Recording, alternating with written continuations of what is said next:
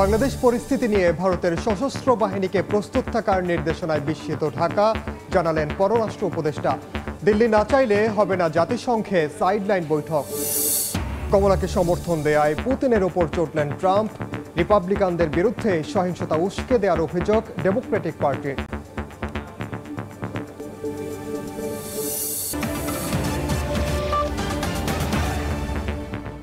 আন্তর্জাতিক সময়ের সঙ্গে আছি আমি ওমর ইনান।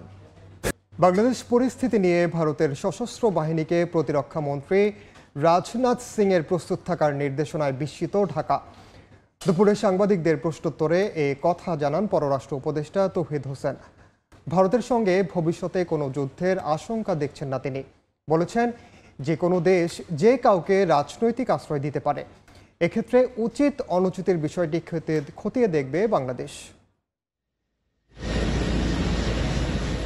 গত 5 আগস্ট শেখ হাসিনার পতন এবং পালিয়ে যাওয়ার পর থেকে ভারতের সঙ্গে বাংলাদেশের কূটনৈতিক সম্পর্কের নতুন মোড় নিয়েছে। এরই মধ্যে বৃহস্পতিবার ভারতের প্রতিরক্ষা মন্ত্রী রাজনাথ সিং রাশিয়া ইউক্রেন যুদ্ধ, ইসরায়েল হামাস সংঘাতের পাশাপাশি বাংলাদেশের সঙ্গে যুদ্ধ মোকাবেলায় দেশটির সশস্ত্র বাহিনীকে তৈরি থাকতে বলেছেন। এ বক্তব্য নিয়ে শুরু হয়েছে নানামুখী আলোচনা।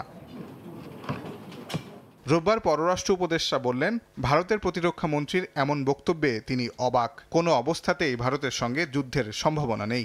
আমি যতটা উদ্বিগ্ন তার থেকে বেশি অবাক যে উনি এ ধরনের কথা কেন বললেন। আমি এটার কোনো কারণ খুঁজে পাই না। আমি কোনো অবস্থাতেই মনে করি না যে ভারতের সাথে আমাদের কোনো যুদ্ধবিগ্রহ হওয়ার সম্ভাবনা আছে। ইউক্রেন এবং হামাসের সাথে বাংলাদেশ কী করে তুলনীয় হয় এটাও আমার বোধগম্যতার বাইরে। আমি কোনো নিজার রিয়াকশন দেখাতে চাই না। আমরা অবশ্যই এটা দেখবো যে উনি কেন এরকম কথা বলেছেন। এদিকে শেখ হাসিনাকে ভারতের রাজনৈতিক আশ্রয় দেয়া প্রসঙ্গে পররাষ্ট্র উপদেষ্টা বলেন, যে কোনো দেশ যে কাউকে আশ্রয় দিতে পারে, তবে দেয়া উচিত কিনা সে বিষয়টি দেখবে সরকার। যে কোনো দেশ যে কাউকে রাজনৈতিক আশ্রয় দিতে পারে, দেওয়া উচিত কিনা এক্ষেত্রে সেটা হলো দেখার বিষয়, সেটা আমরা দেখব। বিশাল সীমানার ফাঁক দিয়ে কিছু রোহিঙ্গা ঢুকে পড়ছে ঠিকই, তবে বাংলাদেশের পক্ষে আর কোনো রোহিঙ্গাকে আশ্রয় দেওয়া সম্ভব নয় বলে জানান তৌহিদ হোসেন। সামর্থ্যেরও কিছু সীমাবদ্ধতা আছে, সে কারণে পারছি না, কিন্তু আমরা যেখানে পারছি সেখানে কিন্তু আমরা ফেরত দেওয়ার চেষ্টা করছি। ইউএনএইচসিআর চায় যে আমরা তাদেরকে আশ্রয় দিই, কিন্তু আমরা তাদের কাছে স্পষ্ট করেছি আমাদের পক্ষে আর সম্ভব না। যারা আমাদেরকে উপদেশ দিতে আসে বা চায় তারা বরং তাদেরকে নিয়ে যান। এদিকে জাতিসংঘের সাধারণ অধিবেশনের সাইডলাইনে ভারতের প্রধানমন্ত্রী নরেন্দ্র মোদীর সঙ্গে প্রধান উপদেষ্টার বৈঠক এখনও নির্ধারিত নয় বলেও জানান পররাষ্ট্র উপদেষ্টা। তাজওয়ার মাহমুদ, সময় সংবাদ, ঢাকা। ভারত মালদ্বীপ উত্তেজনার মধ্যেই প্রথমবারের মতো প্রতিরক্ষা বৈঠকে বসল দুদেশ। শুক্রবার দিল্লিতে প্রতিরক্ষা ক্ষেত্রে দ্বিপক্ষীয় সহযোগিতার বিষয়ে আলোচনা করেন ভারত ও মালদ্বীপের প্রতিরক্ষা সচিব। বৈঠক ফলপ্রসূ হয়েছে উল্লেখ করে ভারত জানায়, আলোচনার ফলে দুদেশের স্বার্থ রক্ষা হবে। এতে ভারত মহাসাগরীয় অঞ্চলে স্থিতিশীলতা ফিরবে বলে আশাবাদী নয়াদিল্লি। গত বছর মালদ্বীপের ক্ষমতায় মোহাম্মদ মুইজু আসার পর ভারতের সঙ্গে সম্পর্কে টানাপোড়েন শুরু হয়। এর মধ্যে মুইজুর চীন সফর ঘিরে মালে নয়াদিল্লির সম্পর্ক তলানিতে পৌঁছায়। দুই দেশের টানাপোড়েনের মধ্যেই প্রথমবারের মতো প্রতিরক্ষা পর্যায়ে বৈঠকে বসেছে ভারত ও মালদ্বীপ। শুক্রবার দিল্লিতে প্রতিরক্ষা ক্ষেত্রে দ্বিপক্ষীয় সহযোগিতার বিষয়ে আলোচনায় বসেন ভারতের প্রতিরক্ষা সচিব গিরিধর আরামানে ও মালদ্বীপের প্রতিরক্ষা বাহিনীর প্রধান ইব্রাহিম হিলমি। মালদ্বীপ থেকে ভারতের সেনা প্রত্যাহারের পর এই প্রথম প্রতিরক্ষা সংক্রান্ত সহযোগিতার বিষয়ে কাছাকাছি এলো দেশ দুটি। এর আগে আরও 4 বার প্রতিরক্ষা পর্যায়ে দুদেশের বৈঠক অনুষ্ঠিত হলেও মুইজু ক্ষমতায় আসার পর এটি প্রথম। বৈঠকের পর ভারতের প্রতিরক্ষা মন্ত্রণালয় এক বিবৃতিতে জানায়, দ্বিপক্ষীয় সহযোগিতা নিয়ে বিভিন্ন বিষয়ে দুই দেশের মধ্যে আলোচনা হয়েছে। এর মধ্যে রয়েছে সরকারের উচ্চ পর্যায়ের প্রতিনিধিদের আসা যাওয়া, দক্ষতা বাড়ানো সংক্রান্ত প্রকল্পগুলোর দ্রুত বাস্তবায়নের মতো গুরুত্বপূর্ণ বিষয়। আসন্ন দ্বিপক্ষীয় সামরিক মহড়ায় যোগদানের বিষয়টিও আলোচনায় উঠে আসে বলে জানানো হয়। এই বৈঠককে ফলপ্রসূ উল্লেখ করে দুই দেশের স্বার্থ সংরক্ষিত হবে বলে জানিয়েছে ভারত। একই সঙ্গে ভারত মহাসাগরীয় অঞ্চল স্থিতিশীল ও সমৃদ্ধশালী হয়ে উঠবে বলে আশাবাদী নয়াদিল্লি। গত বছর নভেম্বরে অনুষ্ঠিত নির্বাচনে প্রেসিডেন্ট পদে চীনপন্থী হিসেবে পরিচিত মোহাম্মদ মুইজুর জয়ের পর থেকে ভারত মালদ্বীপ সম্পর্কে অবনতি দেখা দেয়। নির্বাচনে মুইজুর প্রধান স্লোগান ছিল ইন্ডিয়া আউট। ভারত বিরোধী স্লোগান তুলে নির্বাচনে জয়ের পর প্রথমেই তার সরকার সেনা প্রত্যাহারের দাবি তোলে। তবে নতুন করে প্রতিরক্ষা বৈঠকের মধ্য দিয়ে ভারত মালদ্বীপ সম্পর্কের বরফ গলতে শুরু করেছে বলে মনে করছেন কেউ কেউ। রাইসা জান্নাত, সময় সংবাদ। মার্কিন নির্বাচনে আবারও আলোচনায় রাশিয়া ইস্যু। ডেমোক্র্যাট প্রার্থী কমলা হ্যারিসকে রুশ প্রেসিডেন্ট ভ্লাদিমির পুতিনের সমর্থনের পর এ নিয়ে ক্ষোভ ঝাড়লেন রিপাবলিকান প্রার্থী ডোনাল্ড ট্রাম্প। বলেন, কমলাকে সমর্থন করায় মর্মাহত তিনি। এদিকে রিপাবলিকানদের বিরুদ্ধে সহিংসতা উস্কে দেওয়ার অভিযোগ এনে ডেমোক্র্যাট ভাইস প্রেসিডেন্ট প্রার্থী টিম ওয়ালজ বলেছেন, শ্রেণীকক্ষে অস্ত্রের পরিবর্তে বই নিষিদ্ধ করেছিল রিপাবলিকান পার্টি।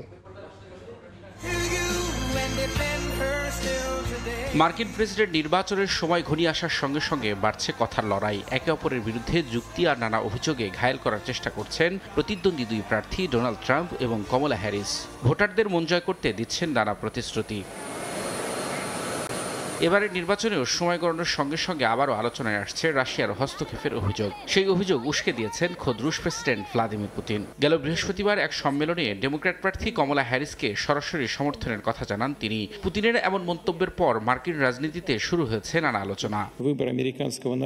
স্থানীয় সময় শনিবার উইসকনসিন অঙ্গরাজ্যের নির্বাচনী প্রচারণায় এ নিয়ে ক্ষোভ প্রকাশ করেন সাবেক মার্কিন প্রেসিডেন্ট ডোনাল্ড ট্রাম্প। বলেন, পুতিন কেন কমলা হ্যারিসকে সমর্থনের কথা বললেন বিষয়টি তার বোধগম্য নয়। পুতিনের এমন মন্তব্য তাকে আঘাত করেছে বলেও জানান ট্রাম্প।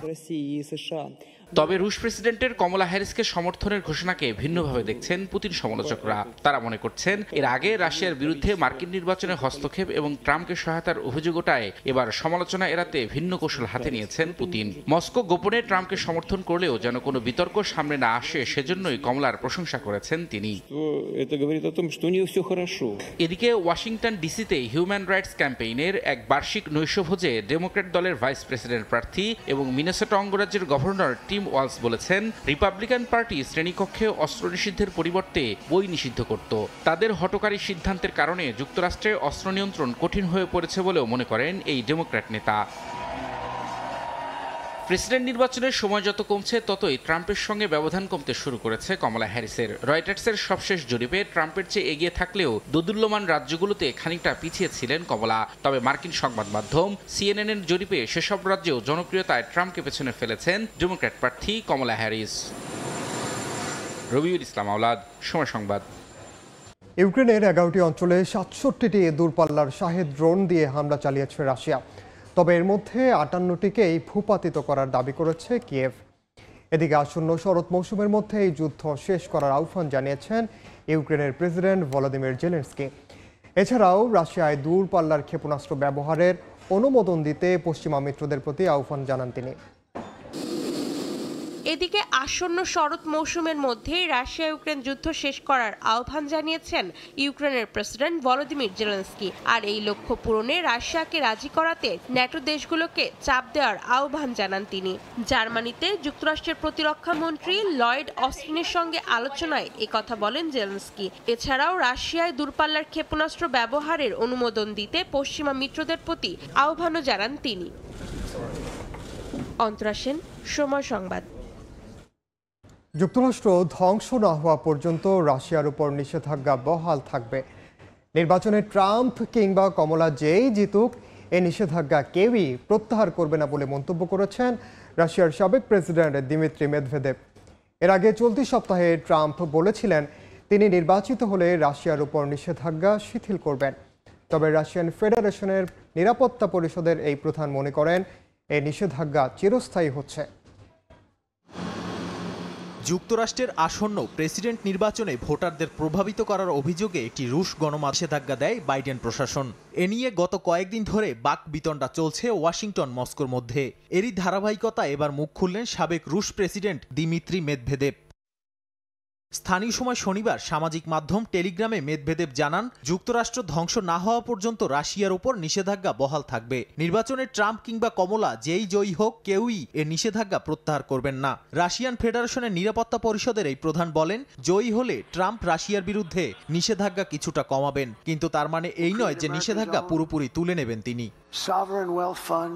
ট্রাম্পের এমন বক্তব্যের বিষয়ে মেদভেদেভ বলেন, ট্রাম্প আত্মকেন্দ্রিক হলেও একজন বাস্তববাদী মানুষ, তাই কিছুটা হলেও বুঝতে পেরেছেন রাশিয়ার ওপর নিষেধাজ্ঞা ডলারের ওপর কতটা প্রভাব ফেলতে পারে। এদিকে ডেমোক্র্যাট প্রার্থী কমলা হ্যারিসকে তিনি বলেন, কমলা নির্বাচনে জয়ী হলে তার থেকে আশা করার মতো কিছুই নেই, কারণ তিনি একজন অনভিজ্ঞ এবং একজন নির্বোধ। দিমিত্রি মেদভেদেভ উল্লেখ করেন, একসময় সোভিয়েত ইউনিয়ন নিষেধাজ্ঞার মধ্যে ছিল, আর এখন যুক্তরাষ্ট্র ও তার পশ্চিমা মিত্রদের থেকে রাশিয়া আরও বড় দাগে নিষেধাজ্ঞা পেয়েছে। মোটা দাগে বলা যায়, এ নিষেধাজ্ঞা চিরস্থায়ী হচ্ছে। নাদিম মারজান, সময় সংবাদ। সম্প্রতি বন্যায় সর্বস্ব হারানো অসহায় মানুষের পাশে দাঁড়াতে চায় সংযুক্ত আরব আমিরাতে বিগ টিকেট বিজয়ী ৩৬ প্রবাসী বাংলাদেশি। একই সঙ্গে উপার্জিত অর্থের যৌথ বিনিয়োগের মাধ্যমে প্রবাসী বাংলাদেশিদের কর্মসংস্থানের ব্যবস্থাও করতে চান তারা। এতে ভাগ্য বদলে যেতে পারে অসংখ্য প্রবাসীর। শিবলি আল সাদিকের রিপোর্ট। বিগ টিকেট লটারি জিতে ভাগ্যের চাকা ঘুরে গেছে ৩৬ প্রবাসী বাংলাদেশির। সাধারণ খেটে খাওয়া মানুষ থেকে তারা বনে গেছেন রীতিমতো কোটিপতি। এর আগেও বেশ কয়েকজন প্রবাসী বাংলাদেশি বিগ টিকেটে কোটিপতি বনে গেলেও এবারের প্রেক্ষাপট ভিন্ন। এবার কেউ এককভাবে নয়, বরং ৩৬ বন্ধু মিলে একসঙ্গে লটারি জিতেছেন। এটা আমাদের কপালে ছিল। আমরা অনেক বছর ধরে এই বিগ টিকেট ক্রয় করতেছি, বন্ধুরা সবাই মিলে। কেউ এখানে 25 দারাম দিছে, কেউ 50 দারাম দিছে, তো কেউ 100 দারাম দিছে। 5 বছর থেকে আমরা চেষ্টা করছিলাম যে মানে টিকিটটা নিতেছি কখনো মিলতেছে না। 2 বছরের মাথায় আমি পেয়ে গেছি, তো এখন পেয়ে অনেক আনন্দ লাগতেছে। আমরা যে 36 জন আছি, 36 জন একটা পরিবারের মতো, আমরা সবসময় একই সাথে থাকি। বিজয়ী প্রবাসী সবাই চট্টগ্রামের ফটিকছড়ি ও রাউজান এলাকার বাসিন্দা। আমিরাতের আলাইন শহরে কেউ শ্রমিক, কেউ চাকুরিজীবী, কেউ দিনমজুর হিসেবে কাজ করছেন। গত 5 বছর ধরে প্রতি মাসে 500 দিরহাম দিয়ে রুটি করে টিকিট কেনেন তারা। টিকিট কিনতে প্রতি মাসে এক একজন 25 থেকে 30 দিরহাম ব্যয় করতেন। গত 28 আগস্ট 36 বন্ধুর পক্ষে টিকিট কেনা হয় নূর মিয়ার নামে। লটারি বিজয়ের পর নূর মিয়া এখন বন্ধুদের কাছে লাকি ম্যান হিসেবে পরিচিতি পেয়েছেন। আমরা প্রতি মাসে টিকিট ক্রয় করি। এবারে আমরা সবাই মিলে টিকিট ক্রয় করছি। ক্রয় করার নাম দিয়েছে আমার এক বন্ধু আমাকে জোর করে নিয়ে গেছে টিকিট ক্রয় করার জন্য। এবার নাম দিয়েছে, আমার নাম দেওয়ার পর আমার নামটা উঠে গেছে। লটারিতে পাওয়া 15 মিলিয়ন দিরহাম বাংলাদেশি টাকায় প্রায় 50 কোটি টাকা। এর অর্থ 36 বন্ধু মিলে যৌথভাবে নতুন ব্যবসায় বিনিয়োগ করতে আগ্রহী। তবে তারা লটারির একটি অংশ বাংলাদেশের বন্যায় ক্ষতিগ্রস্ত অসহায় দরিদ্র পরিবারের পুনর্বাসন কাজে ব্যয় করতে চান। শিবলি আল সাদিক, সময় সংবাদ, সংযুক্ত আরব আমিরাত। গ্রীষ্মের ছুটিতে প্রতি বছর ইতালি প্রবাসী হাজার হাজার পরিবার বাংলাদেশে বেড়াতে আসে, কিন্তু এবছরের গ্রীষ্মের ছুটিতে দেশের প্রতিকূল রাজনৈতিক পরিস্থিতি, সেই সঙ্গে আগ্রাসী বন্যার জন্য অনেক পরিবার দেশে আসতে পারেনি। এতে অনেকেই অর্থনৈতিক ক্ষতির পাশাপাশি বঞ্চিত হয়েছেন প্রিয়জনদের সান্নিধ্য থেকে। ইতালি থেকে মাকসুদ রহমানের পাঠানো তথ্য ও ছবি নিয়ে রিপোর্ট। পশ্চিম ইউরোপের শিল্প সমৃদ্ধ প্রাচীন সভ্যতার দেশ ইতালি। কর্মসংস্থান, শিক্ষা ও ব্যবসায়িক কারণে দেশটিতে প্রায় 2.5 লাখেরও বেশি বাংলাদেশি বসবাস করেন। ইতালিতে জুন মাস থেকে 3 মাস বন্ধ থাকে শিক্ষা প্রতিষ্ঠান। একই সঙ্গে আগস্ট মাসে ইতালির অধিকাংশ কলকারখানা বন্ধ থাকে। ঠিক এই সময়টাতে ইতালি প্রবাসী বাংলাদেশি পরিবারগুলো ছুটিতে বেড়াতে আসেন বাংলাদেশে। তবে এবছর জুলাই আগস্ট জুড়ে রাজনৈতিক অস্থিরতা এবং বন্যা পরিস্থিতির জন্য অনেকে বাংলাদেশে বেড়াতে আসতে পারেননি। এতে প্রিয়জনদের সান্নিধ্য লাভ থেকে বঞ্চিত হওয়ার পাশাপাশি অনেকেই ক্ষতিগ্রস্ত হয়েছেন অর্থনৈতিকভাবে। জুলাই আগস্টে বাংলাদেশের সবাই আমরা যাই, স্কুল কলেজ এবং কি কাজের জায়গা বন্ধ থাকে ওই সময়, যার কারণে এই বছর আমরা কেউ যেতে পারি নাই বাংলাদেশের পরিস্থিতির কারণে। জুলাই আগস্টেই আমরা দেশে যাওয়ার জন্য প্রস্তুতি গ্রহণ করেছিলাম, টিকিটও কেটেছিলাম, কিন্তু তৎকালীন পরিস্থিতি, আপনার রাজনীতি প্লাস বন্যার কারণে আমাদের টিকিট ক্যান্সেল করতে হয়েছে। প্রিয়জনের সান্নিধ্য থেকে আমরা বঞ্চিত হয়েছি। তারপরেও মন থেকে দোয়া থাকবে আমার বাংলাদেশ, আমার বাংলাদেশের মানুষজন যেন ভালো থাকে। গ্রীষ্মের ছুটিতে দেশে আসতে না পারলেও বৈষম্য বিরোধী ছাত্র আন্দোলনের পক্ষে ইতালির রাজপথে নেমেছিলেন হাজার হাজার প্রবাসী বাংলাদেশি। নতুন সরকারের হাত ধরে শান্তিপূর্ণ, নিরাপদ, স্থিতিশীল ও বিকাশমান বাংলাদেশের স্বপ্ন দেখেন ইতালি প্রবাসীরা। সময় সংবাদ, ইতালি। ভেনেজুয়েলার সাবেক প্রেসিডেন্ট পদপ্রার্থী এডমুন্ডো গনজালেস দেশ ত্যাগ করেছেন বলে জানিয়েছেন দেশটির ভাইস প্রেসিডেন্ট। চলতি বছরের জুলাইয়ে বর্তমান প্রেসিডেন্ট নিকোলাস মাদুরোর বিপক্ষে নির্বাচনে দাঁড়িয়েছিলেন তিনি।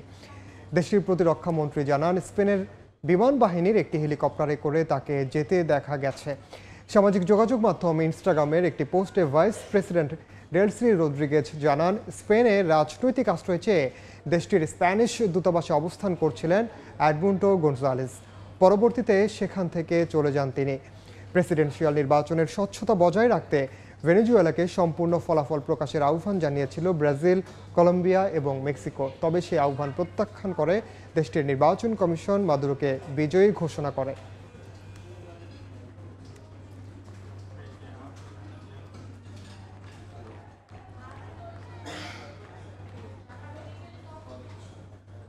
আন্তর্জাতিক সময়। প্রতি বছরের মতো এবারও জার্মানির বার্লিনে শুরু হলো 5 দিন ব্যাপী আন্তর্জাতিক প্রযুক্তি মেলা ইফা 2024। মেলায় স্বাগতিক জার্মানি সহ বিশ্বের বিভিন্ন দেশের 1800 শিল্প প্রতিষ্ঠান অংশ নিয়েছে। বার্লিন থেকে প্রযুক্তি মেলার বিস্তারিত জানিয়েছেন বিটু বড়ুয়া। ইনোভেশন ফর আলে বা সবার জন্য উদ্ভাবন, এই শিরোনামে শুক্রবার জার্মানির রাজধানী বার্লিনে শুরু হয় 100তম আন্তর্জাতিক টেকনোলজি মেলা ইফা 2024। নগরীর প্রসিদ্ধ মেসে জুইডে এই মেলার আয়োজক দেশ জার্মানি ছাড়াও অংশগ্রহণ করে ইউরোপ, জাপান, চায়না, যুক্তরাজ্য ও কোরিয়া সহ বিশ্বের বিভিন্ন দেশের প্রায় 1800-এরও বেশি প্রযুক্তি ও কৌশল নির্ভর প্রতিষ্ঠান, বিশেষ করে audio sound, computer gaming, connectivity, fitness and health, photo video, smart home, mobility অথবা ট্রান্সপোর্ট এবং গৃহস্থালিতে ব্যবহৃত নানা পণ্য এবারের মেলায় জায়গা ধরে রেখেছে। দেখুন, এবছরের প্রযুক্তি মেলায় আমাদের প্রতিষ্ঠান জার্মানির বশ থেকে আমরা নিয়ে এসেছি অত্যাধুনিক এক পণ্য, যা দিয়ে বিভিন্ন খাবার বা জুস মেশানো সহ গরম স্যুপ বানাতে পারেন অনায়াসে, যা অত্যন্ত উচ্চ মানের প্রযুক্তি নির্ভর, যা ব্যবহারে বিদ্যুৎ সাশ্রয়ী। আমরা ব্রিটেনের একই সঙ্গে ইউরোপের সবচেয়ে বড় ও স্বনামধন্য প্রতিষ্ঠান। আমাদের মিয়াকোর তৈরি ভেন্টিলেটর, এয়ার কুলার বা শীতাতপ নিয়ন্ত্রিত যন্ত্র, অত্যাধুনিক ফ্যান সহ নানা পণ্য নিয়ে আমরা বার্লিনের এই মেলায় এসেছি। বিশ্ব এখন উচ্চ তাপমাত্রায় আক্রান্ত। এই গরমে আমাদের প্রযুক্তি দিবে আপনাকে শান্তি। তবে ইনোভেটিভ দিক হলো আমাদের পণ্যগুলো উচ্চ স্বরে আওয়াজ করবে না, শীতল বাতাস দিবে, সঙ্গে এনার্জি খরচ হবে কম। এর আগে 1924 সালে শুরু হওয়া শতবর্ষী এই মেলার উদ্বোধন করেন জার্মান চ্যান্সেলর ওলাফ শলস। মেলা চলবে আগামী 10 সেপ্টেম্বর পর্যন্ত। সাম্প্রতিক সময়ে প্রযুক্তি ও প্রকৌশল এগিয়েছে অনেকখানি। বার্লিনের এই আন্তর্জাতিক বাণিজ্য মেলায় নানা দেশের নানা পণ্যের ভিড়ে বাংলাদেশের পণ্য খুঁজে পাওয়া সত্যিই মুশকিল। একদিন সে আশা হয়তো পূরণ হবে, এমন প্রত্যাশা সকল বাংলাদেশিদের। জার্মানি থেকে বিটু বড়ুয়া, সময় সংবাদ। দেখছেন আন্তর্জাতিক সময়। মধ্যপ্রাচ্যের চলমান উত্তেজনায় লেবাননের পর্যটন ব্যবসায় ধস নেমেছে। স্থানীয় ব্যবসায়ীরা বলছেন, হিজবুল্লাহ ইসরায়েলের পাল্টাপাল্টি হামলার পর পর্যটন শহর সাইদায় চলতি বছর কোনো পর্যটকের দেখা মেলেনি, যার প্রভাব পড়েছে স্থানীয় ব্যবসা বাণিজ্যে। একসময় প্রাণ চাঞ্চল্যে মুখর থাকতো এই সরু গলিগুলো, সন্ধ্যায় আলো ঝলমলে হয়ে থাকতো এখনকার অন্ধকার রাস্তা। বিদেশি পর্যটকের উৎসুক চোখ ঘুরে দেখত চারদিক। তবে এবছর লেবাননের পর্যটন শহর সাইদার রাস্তাগুলো খা খা করছে, নেই কোনো পর্যটকের দেখা। গত বছরের অক্টোবরে হামাসের সঙ্গে সংহতি প্রকাশ করে ইসরায়েলে ক্ষেপণাস্ত্র হামলা চালায় লেবাননের সশস্ত্র গোষ্ঠী হিজবুল্লাহ। ইসরায়েলও চালায় পাল্টা হামলা। এরপর থেকে দেশ দুটির পরিস্থিতি ক্রমেই অবনতির দিকে গড়িয়েছে। যুদ্ধবিধ্বস্ত লেবাননে তাই কমে এসেছে পর্যটকের সংখ্যা। এতে ভূমধ্যসাগর উপকূলের পর্যটন নগরী সাইদার ব্যবসায়ীরা মারাত্মক বিপাকে পড়েছেন। শহরটির ঐতিহ্যবাহী বাজার ওল্ড সুকের রাস্তাগুলো যেখানে লোকারণ্যে জমজমাট হয়ে থাকতো, এবছর সেখানে নেই একজন দর্শনার্থীও। আমাদের ব্যবসার অনেক ক্ষয়ক্ষতি হয়েছে। আগে ইরাক, মিশর ও ইউরোপের পর্যটকেরা এখানে আসতেন। এবছর কোনো পর্যটকের দেখা আমরা পাইনি। লাভ হয়েছে অন্যান্য বছরের চেয়ে মাত্র 20%। পর্যটক তো দূরে থাক, হামলার ভয়ে সাধারণত খালিই থাকে শহরটির রাস্তাঘাট। এমনকি বাড়িঘর ছেড়ে চলেও গেছেন অনেকে। যখনই এই শহরে বা শহরের আশপাশে বোমা হামলার শঙ্কা থাকে, সব রাস্তা খালি হয়ে যায়। এটি এখন বেশিরভাগ দিনের চিত্র। এভাবে যখন তখন হামলার ভয়ে থাকতে থাকতে আমরা ক্লান্ত। 2019 সাল থেকে লেবাননে অর্থনৈতিক সংকট চলছে, এমনকি সরকারি তহবিলও কমে এসেছে। এ অবস্থায় যুদ্ধ শেষ হওয়ার প্রহর গুনছেন শহরবাসী।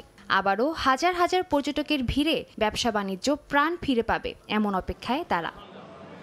সাদিয়া তাসনিম, সময় সংবাদ। এ পর্যায়ে আন্তর্জাতিক সময়ের শীর্ষ সংবাদ জানিয়ে দিচ্ছি আরেকবার।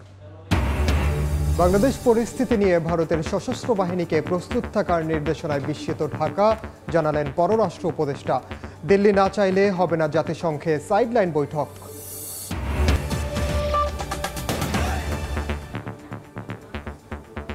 এই ছিল আন্তর্জাতিক সময়ের সঙ্গে থাকুন সময়ের।